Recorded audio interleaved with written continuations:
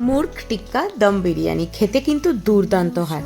তার জন্য সবার প্রথমে চিকেন ব্রেস্টগুলোকে ছোট ছোট টুকরো করে নিয়ে টিক্কা তন্দুরি যে মশলা তাতে ভালো করে ম্যারিনেট করে কিছুক্ষণ রেখে দিতে হবে। আর এই মশলার ডিটেলসটা কিন্তু আমার ডিটেলস যে এই রেসিপির ব্লগটা আছে তার মধ্যে দেওয়া আছে, তোমরা চাইলে দেখে নিতে পারো, আমি ডেসক্রিপশনে লিঙ্ক দিয়ে দিচ্ছি। এরপরে খানিকটা বাটার গরম করে তার মধ্যে এই ম্যারিনেটেড চিকেনটা দিয়ে ঢাকা দিয়ে 10 মিনিট হাই ফ্লেমে রান্না করলেই কিন্তু তন্দুরি কাবাব রেডি হয়ে যাবে। এদিকে খানিকটা পেঁয়াজ অল্প তেলের মধ্যে বেশ লাল লাল করে ভেজে তার মধ্যে আদা রসুন লঙ্কা বাটার জল দিয়ে দেওয়া হয়েছে, আর দিয়ে দিলাম প্লেন জল, আর দিয়ে দিচ্ছি ওই তন্দুরির যে এক্সট্রা মশলাটা ছিল সেইটা। সবটাকে ভালো করে মিক্স করে এর মধ্যে বড় বড় করে কেটে রাখা আলু দিয়ে দিচ্ছি।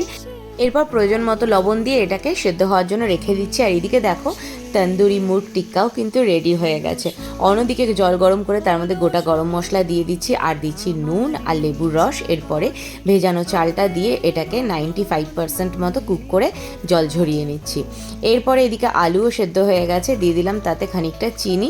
এরপরে এটাকে একটা মোটা পাত্রের মধ্যে ঢেলে দিয়ে উপর থেকে একটা চালের লেয়ার করে তার উপরে মুর্গ টিক্কা আর বেরেস্তা দিয়ে দিলাম। খানিকটা দিয়ে দিচ্ছি বিরিয়ানির ভাজা মশলা, উপর থেকে আরও একটা চালের লেয়ার দিয়ে সবার উপরে কেশর গোলা জল, মিঠা আতর আর ঘি দিয়ে এটাকে ভালো করে কাপড় দিয়ে আর ঢাকনা দিয়ে চাপা দিয়ে দমে রেখে দিলে রেডি হয়ে যাবে মুর্গ টিক্কা বিরিয়ানি।